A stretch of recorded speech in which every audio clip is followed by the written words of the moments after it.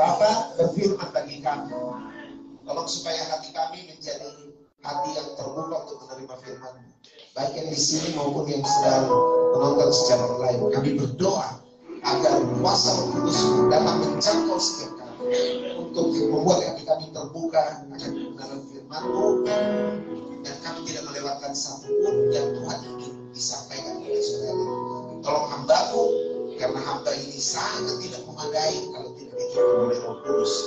Tolong hamba untuk menyampaikan apa yang memang Engkau ingin untuk disampaikan. Dalam nama Tuhan Yesus kami sudah berdoa. Haleluya. Amin. Amin. Shalom, selamat sore. Shalom yang di rumah, selamat sore. Haleluya. 3 tahun tidak datang Manado, datang lagi di lorong bukit, rasanya luar biasa. Haleluya. Baik. Saya tidak punya karena tadi tiba-tiba saya duduk di situ, kemudian ada intervensi khusus yang membuat saya untuk tidak menyampaikan apa yang saya ingin untuk disampaikan. Jadi kalau saudara suka sama judul khotbah, kayaknya untuk sore hari ini saya nggak bisa tawarkan judul khotbah. Kita lihat ini akan dibawa kemana.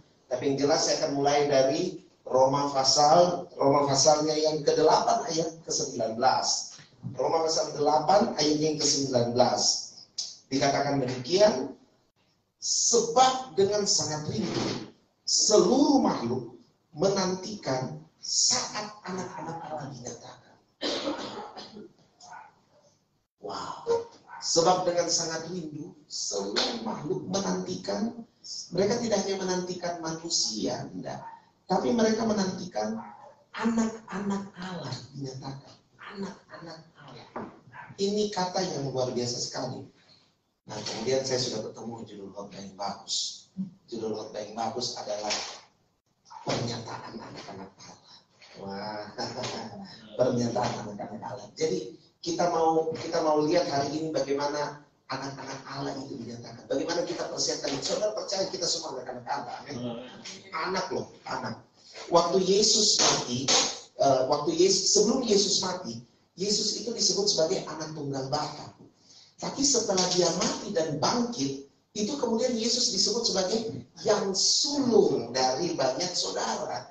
Jadi waktu kita disebut anak-anak Allah, anak-anak Elohim, Kita itu adik-adiknya Yesus. Haleluya. Kita bersaudara dengan Yesus. Yesus itu our big bro. Haleluya. Dia big bro-nya kita. Jadi kita ini menerima apa yang Yesus terima. Oke. Harus saudara terima ini dengan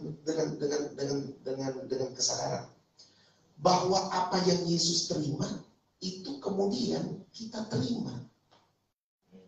Kita terima. Tapi Yesus lebih dulu menempuh jalan yang tidak sanggup kita tempuh. Apa itu? Jalan kematian. Dia harus menebus kita. Dia tebus kita dari dosa. Lalu kemudian dia buat hidup kita sama serupa dengan dia. Jadi punya standar yang sama dengan dia. Makanya hidup orang Kristen itu selalu dibilang gini, menjadi serupa dengan Yesus. Jelas, sebagai yang sulung dari banyak saudara, kita harus look up unto him. Karena dia itu yang merupakan permulaan dari segala sesuatu. Itulah karunia yang diberikan Bapa di sorga. Jadi kita harus melihat pada dia. Sebab melihat kepada dia berarti melihat kepada Bapa. Sebab Yesus dan Bapa adalah satu. Jadi kita harus betul-betul memandang Yesus saja. Karena dengan memandang Yesus, kita menemukan apa yang harus kita lakukan di dunia ini. Salah satu yang harus kita lakukan adalah kita harus menyadari bahwa sebagai anak-anak Allah, kita ini mau dinyatakan oleh Tuhan. Paulus berkata bahwa yang menanti kita itu seluruh makhluk. Artinya apa? Artinya manusia ini harus kembali berkuasa seperti di Taman Eden. Di Taman Eden apa yang terjadi? Di Taman Eden itu, kita lihat ayatnya. Kita mundur ke kejadian kita ke pasal 2 saja lah, kalau begitu. Nah, atau kita mulai dari pasal 1 dulu untuk kasih dasar. Pasal 1 itu dibilang begini, ayat 22. Pasal 1 ayat 22. Lalu Allah memberkati semuanya itu, firman-Nya, berkembang biaklah dan bukan itu. Ayat 26, Berfirman Allah, baiklah kita menjadikan manusia menurut gambar dan rupa kita, supaya mereka berkuasa atas ikan-ikan, bla bla bla bla bla bla. Tapi yang saya ingin contohkan kepada saudara adalah dia jadikan kita serupa. Oke. Dia dijadikan kita serupa. Jadi yang dinantikan seluruh makhluk itu adalah manusia yang serupa dengan Allah. Itu yang dinantikan. Serupa. Itu yang dinantikan. Yang serupa. Lalu kemudian dibilang, karena dia serupa, makanya dia punya otoritas. Ternyata otoritas kita itu datang dari keserupaan. Ada yang bilang kan otoritas itu kalau orang puasa lah, kalau orang begini, kalau orang begitu. Iya, itu juga bisa benar. Tapi keutuhan dari otoritas kita itu datangnya dari apa? Keserupaan dengan Kristus. Itu otoritasnya kita, keserupaan. Karena waktu ayat ini dikatakan, keserupaan itulah yang membuat kita berkuasa. Keserupaan yang membuat kita berkuasa. Nah, manusia mengeksekusi kuasanya, ini luar biasa. Kejadian 2 tadi. Kejadian 2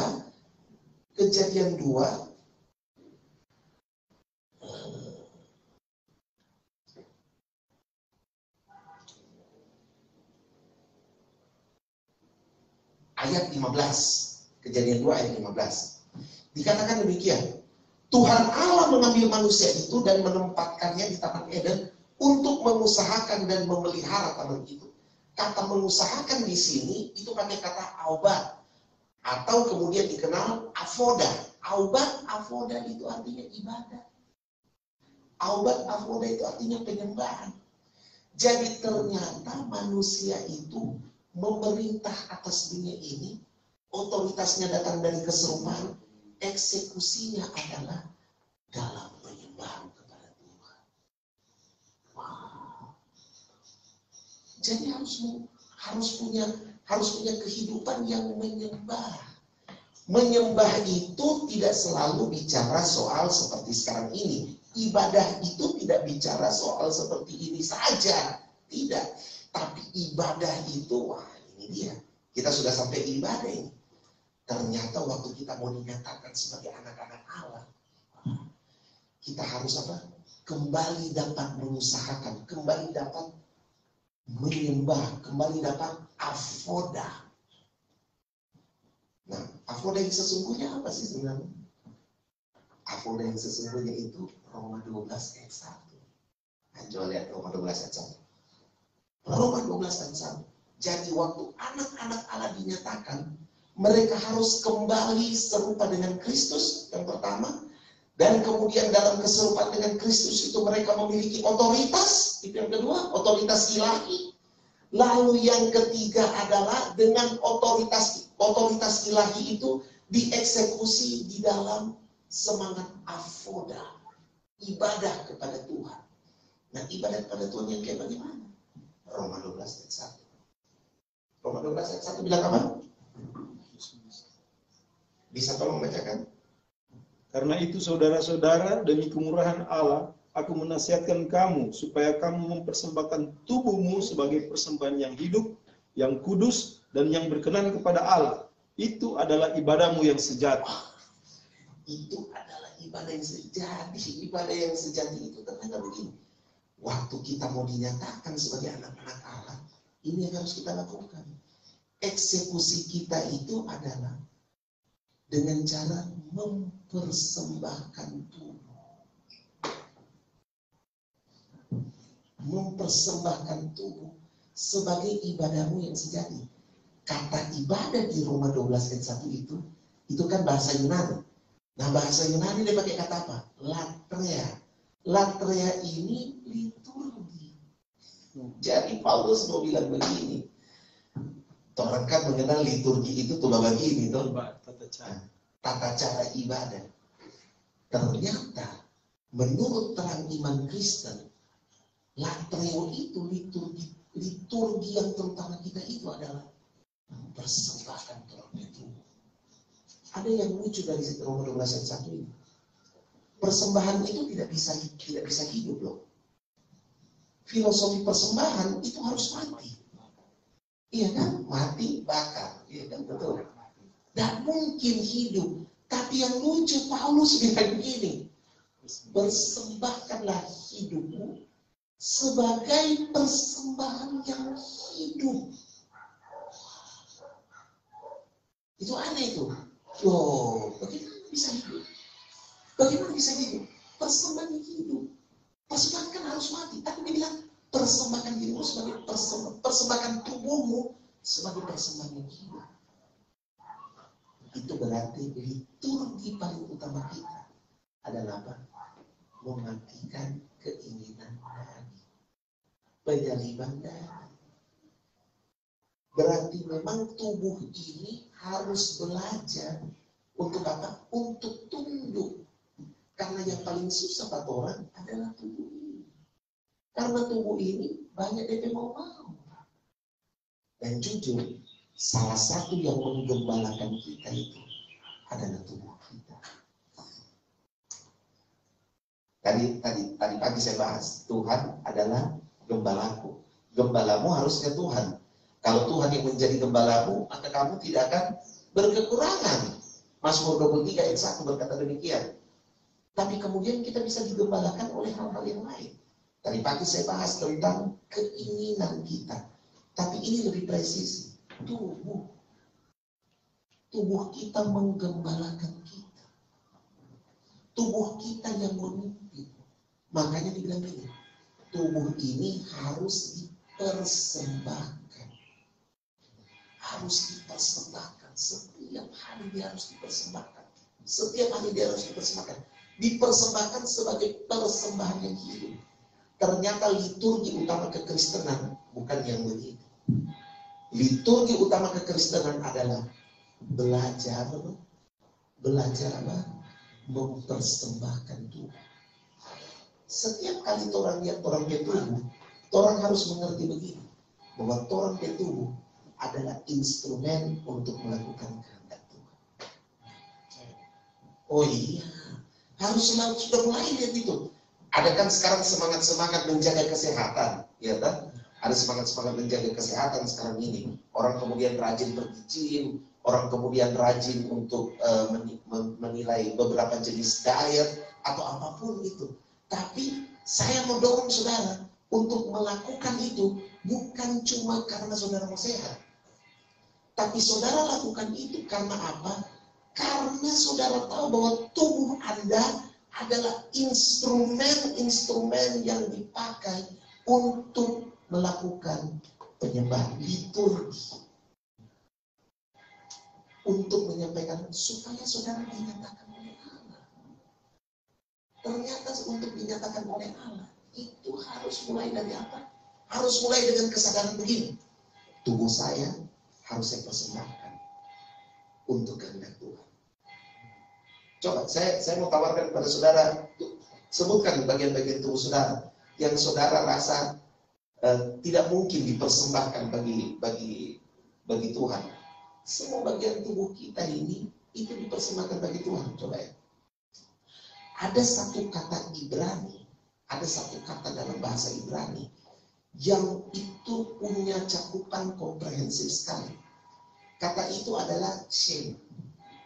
Ya, orang Israel 3 kali sehari sampai hari ini itu mereka nyebut itu Shema Israel, Adonai Elohim, Adonai Echad. Lalu ada terusannya. Tapi Shema itu punya arti begini sebenarnya. Secara sederhana, Shema itu punya arti dengar.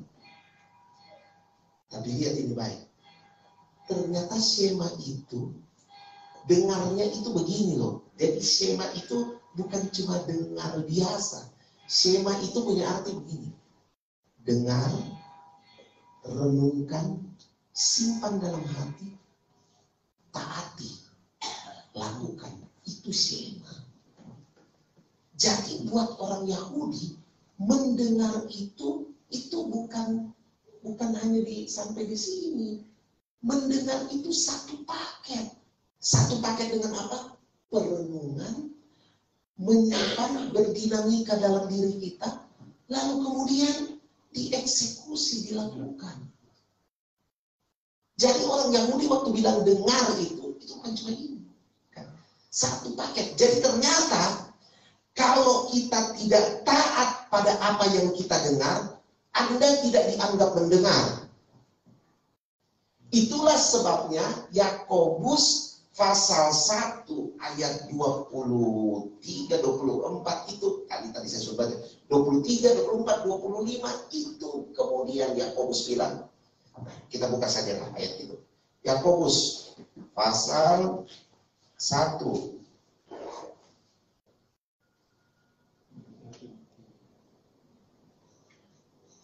Yakobus pasal 1 ayat 23 mulai. Ayat 22 ya, supaya lebih kronologis. Saya mau saudara tangkap cara berpikirnya Yakobus. Tetapi hendaklah kamu menjadi pelaku firman dan bukan hanya pendengar saja. Saya cerita sedikit latar belakangnya Yakobus. Yakobus ini bukan Yakobus murid Yesus yang tulis surat ini. Ini adalah Yakobus saudara tirinya Tuhan Yesus, sepupu lah. Jadi Yakobus ini waktu Yesus masih ada, dia tidak percaya sama Yesus. Pernah ingat kisah tentang bagaimana saudara-saudaranya Tuhan Yesus datang sama Maria, lalu kemudian saudara-saudara Tuhan Yesus ini punya maksud adalah dorong mau tarik ke Tuhan Yesus, kan dorong menganggap Yesus ini so gila. Dia dorong mau tarik. Nah, salah satu orang itu adalah Yakobus ini. Nah, Yakobus ini tidak percaya sama Yesus, dia tidak percaya. Yakobus ini kemudian jadi imam. Dia jadi orang elit di Sanhedrin. Jadi dia itu orang hebat, imam-imam. Nah makanya waktu Yesus disalib itu, Yakobus itu ada dalam kebingungan sebenarnya. Karena ini kan keluarganya. Terus kemudian keluarganya ini dianggap penyesat, lalu kemudian mau dihukum mati. Yakobus itu ada dalam dilema sebenarnya pada saat itu. Jadi dia ini Sanhedrin ini, Yakobus ini. Sama kayak Paulus lah, dia ini Sanhedrin, senior dia. Jadi ketika Yesus bangkit dari antara orang mati, nah di situ dia percaya. Dia percaya, Alkitab mendokumentasikan bahwa setelah Yesus bangkit 40 hari, Yesus mengajar setelah dia bangkit.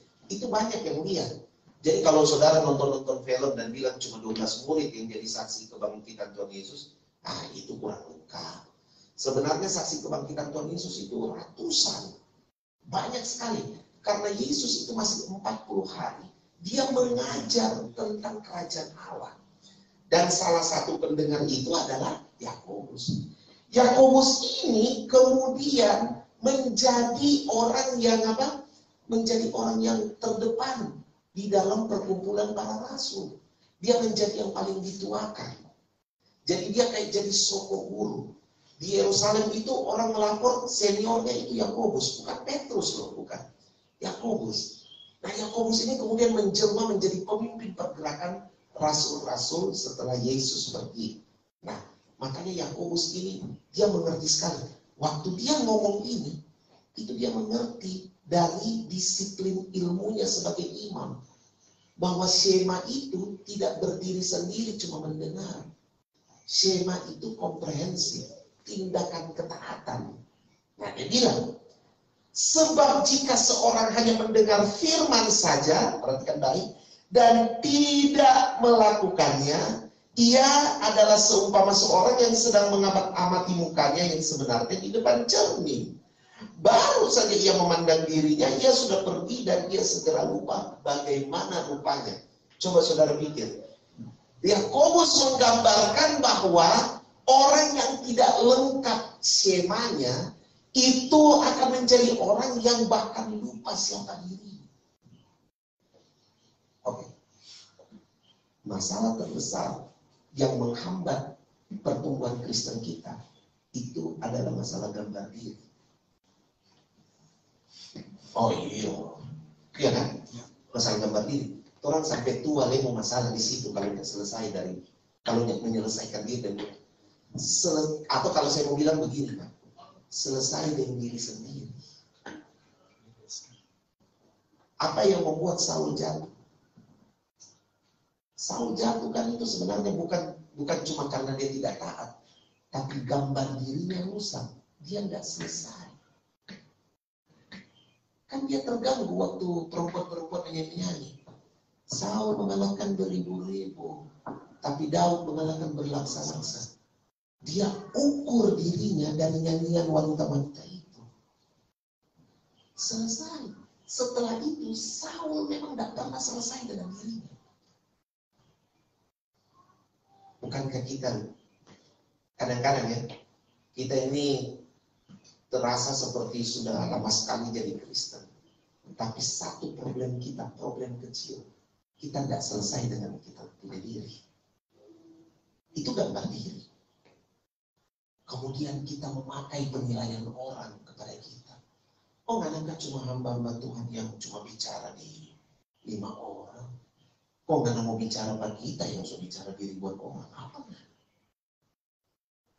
Oh, nggak Pak, baru kerja 5 tahun nih. Memang nggak pangkat lebih tinggi dari kita di perusahaan ini. Kita loh yang sudah 15 tahun baru 5 tahun yang bicara. Orang terintimidasi. Ya sedangkan kita kan biar kita pemimpin mah kita ketukan 5 tahun. Ada tuh begitu. Terintimidasi dengan saudara sendiri. Ya. Memang kata Papa dan Mama jangan perhatikan, tapi adik kata lebih sukses ya siapakah aku ini Tuhan loh. Jadi biji-biji siapa gitu. Bukan biji mata Tuhan, mau jadi biji-biji siapa gitu terserah. Siapakah aku ini? Tapi Mama dan tapi Papa kok jangan perhatikan tapi adik. Tapi atau sebaliknya tapi Mama dan tapi Papa kok jangan perhatikan tapi kakak. Kita kok ya kita di Basudara ini yang paling sukses. Makanya kita berbagi itu teruskan aja. Bagaimana orang tua ini yang mendukung apa? Padahal bukan orang tua yang mendukung. Terserah kalau orang tua yang mendukung apa? Gambar diri rusak. Ya kasihan kita di gereja ini, 15 tahun kasihan kita melayani di gereja ini. Makanya ada apresiasi kok kita. Padahal DP gereja baru 10 tahun. Kok besok bilang dia 15 tahun di gereja itu Tuh 5 tahun ada di mana? Ada di dunia lain. Maka Deso bilang, pas tahun kita di gereja ini, Bapak Gembala yang ada DP apresiasi buat kita. Masa-masa begitu. Itu apa coba? Orang yang tidak syema akan lupa siapa dirinya. Kamu dengar firman, tapi kamu hanya dengar, tidak merenungkan dan tidak melakukannya, maka yang terjadi adalah kamu akan lupa siapa dirimu. Tiba-tiba karena so lupa tuh firman Tuhan itu.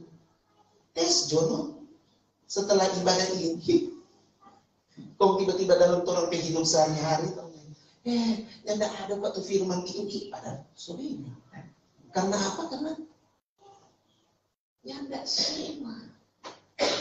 Dan yang diserang adalah apa? Gambar diri. Aduh, kalau gambar diri so diserang, orang yang mau selesai dari orang diri. Kita sebagai pemimpin malah iri hati dengan orang yang kita bina. Bisa saja terjadi tuh. Saya gembala, saya tahu rasanya itu.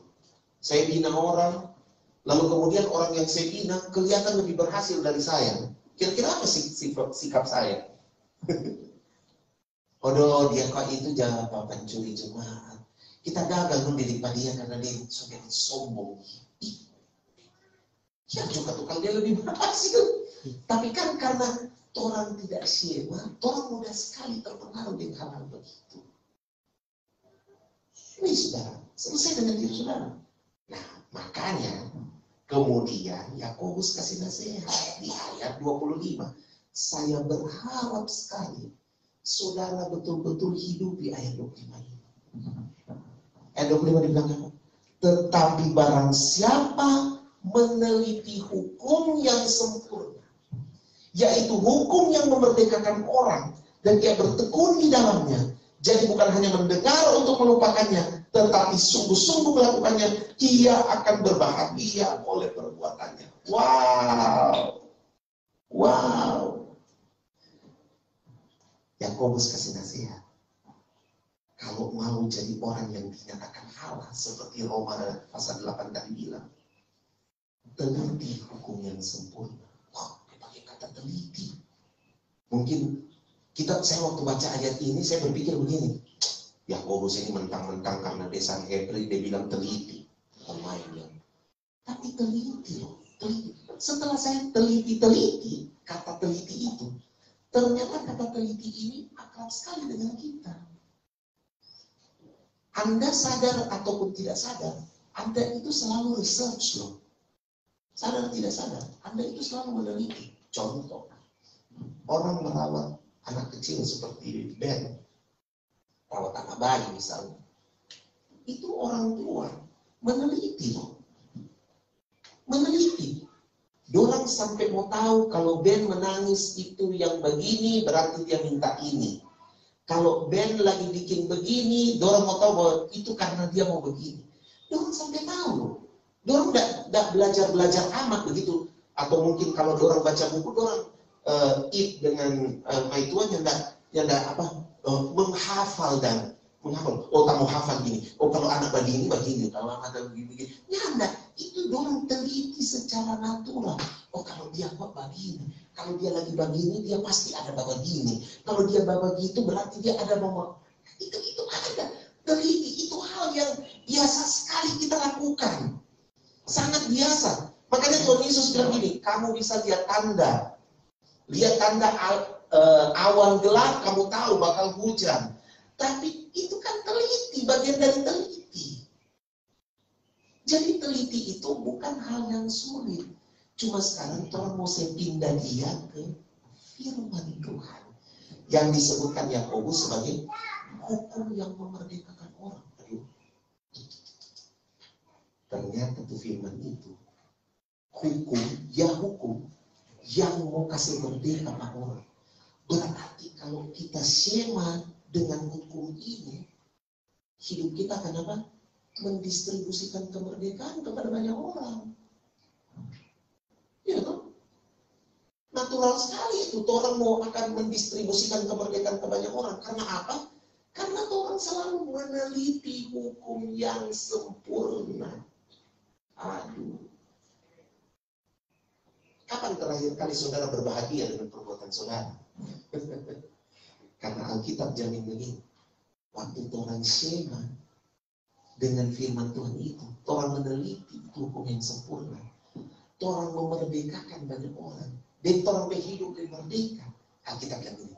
Kamu akan berbahagia dengan apa yang kamu buat. Wow. Kapan terakhir kali saudara bahagia dengan apa yang saudara buat? Karena ternyata kebahagiaan dari perbuatan kita adalah ketika kita apa? Ketika kita memerdekakan orang. Makanya saya yakin begini. Menginjil itu tidak perlu diperintah-perintah. Tidak perlu tuh. Karena kalau saudara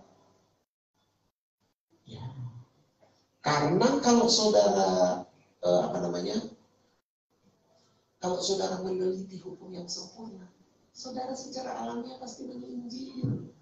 Karena apa? Hidup saudara itu membawa kemerdekaan bagi banyak orang. Memerdekakan banyak orang. Jadi kalau hidupmu selalu mengalami kemerdekaan dari hukum yang sempurna itu, maka kamu secara alamiah dan nanti spiritual itu akan selalu mendistribusikan kemerdekaan bagi banyak orang. Kamu akan selalu cerita tentang kemerdekaan yang kamu dapat setiap hari dari hukum yang sempurna itu. Jadi saudara perlu disorong-sorong, amanat agung di menginjil, sudah perlu. Karena apa? Natural, saudara selalu menceritakan. Saya orang yang suka bercerita. Tapi bercerita tentang yang memerdekakan saya. Natural sekali. Saya kalau ada di Grab atau ada di mana, natural sekali saya pasti bercerita. Saya sebetulnya orang yang introvert. Tapi kalau tentang hukum yang memerdekakan banyak orang, my goodness. Saya sampai rela jadi supir Grab untuk bisa lakukan itu. Ada beberapa waktu saya jadi supir Grab. Saya kalau siapkan saya punya mobil, mau Grab. Saya siapkan itu seperti siapkan ruang ibadah. Kita doakan Tuhan Yesus, urapi kabin ini Tuhan Yesus. Ada hadirat Allah di dalamnya Tuhan Yesus. Orang yang masuk di sini akan notis ada hadirat Allah. Dia mau agama apa kita terserah, tapi pokoknya dia notis ada hadirat Allah. Kita enggak pasang-pasang lagu rohani ya. Karena ya yang menumpangkan tidak selalu orang Kristen, apalagi di Makassar. Ada loh kita dia pasang-pasang, tapi kita menjaga. Tapi kita tahu ada hadirat Allah. Wah, setiap kali orang naik, hampir sebagian besar penumpang saya itu sudah pernah saya doakan. Paling minim itu saya cerita tentang Yesus. Cerita. Jadi saya cerita. Saya tidak perlu susun-susun taktik begitu. Nah pada zona ini, tunggu kita mau mulai dari mana? Nah, natural sekali, biasa cerita. Natural saja, tidak ada yang saya atur-atur, tidak ada. Jadi saya sangat bersuka cita. Sampai kemudian Tuhan suruh, sudah stop dengan pelayanan yang betul-betul.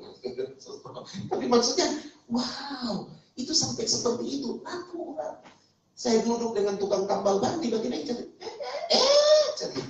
Walaupun saya memang bukan orang yang begini, terima Yesus. Saya bukan orang yang seperti itu. Tapi saya suka menceritakan. Saya suka sekali menceritakan. Mungkin kalau orang-orang yang sesama Kristen agak bosan mungkin kalau sama saya. Karena yang saya cerita adalah hukum yang memerdekakan saya setiap hari. Saya tidak akan cerita-cerita lain. Apalagi cerita-cerita gosip-gosip, jangan cerita sama saya. Tentang brigjen itu apa, saya itu sudah ada apa-apa itu soal itu. Saudara mau bilang, karena Bapak pendeta jadi Bapak pendeta. Bukan kalau pendeta. Karena memang kita membiasakan itu. Latih, Shema itu bukan cuma dengar, simpan, taati. Tuhan Yesus memberkati kita semua. Saya mau berdoa. Saya minta izin. Habis ini saya harus sedang pergi ke tempat lain, ada pelayanan, senang sekali bisa bersama-sama dengan Bapak Ibu Saudara sekalian. Apalagi tasodia di depan ada, aduh, itu salah satu kesedihan terbesar untuk harus meninggalkan tempat ini. Tapi ya apa boleh buat, saya minta maaf kalau saya harus segera pergi. Tapi izinkan saya berdoa buat Bapak Ibu Saudara, ya. Mari kita berdoa. Terima kasih Tuhan Yesus. Hamba begitu bersuka cita bisa ada di lorong bukit ini lagi. Terima kasih Tuhan. Hamba sungguh bersuka cita. Hamba melihat bagaimana Tuhan menyertai kehidupan mereka. Hamba berdoa agar kiranya firman yang dilepaskan bagi kami pada sore hari ini itu memberikan kepada kami kelegaan ya Bapak. Memberikan kepada kami sukacita dan memberikan kepada kami jalan keluar. Bahwa ternyata kami adalah orang-orang yang dinanti-nantikan oleh seluruh makhluk. Kami adalah anak-anak Allah. Kami harus menyatakan kemerdekaan Kristus. Oh, haleluya. Terima kasih Bapak dalam surga. Oleh sebab itu, tolonglah kami. Tolong kami untuk kemudian bisa menghidupi firman-Mu. Kami bisa shema ya Tuhan. Kami tidak hanya mendengar, tapi kami merenungkannya dan kami melakukannya. Wow. Dan juga dengan cara itu kami kemudian menyatakan Engkau kepada dunia. Hidup kami secara natural dan supranatural itu kemudian selalu mendistribusikan hukum yang memerdekakan banyak orang. Haleluya. Terima kasih Bapak. Berkati Tuhan, perjamuan kudus sudah diberkati oleh Tuhan dalam nama Tuhan Yesus Kristus. Terima kasih ya Tuhan. Bagimu segala pujian, hormat dan kemuliaan dalam nama Tuhan Yesus kami sudah berdoa. Haleluya. Amin. God bless you Tuhan Yesus.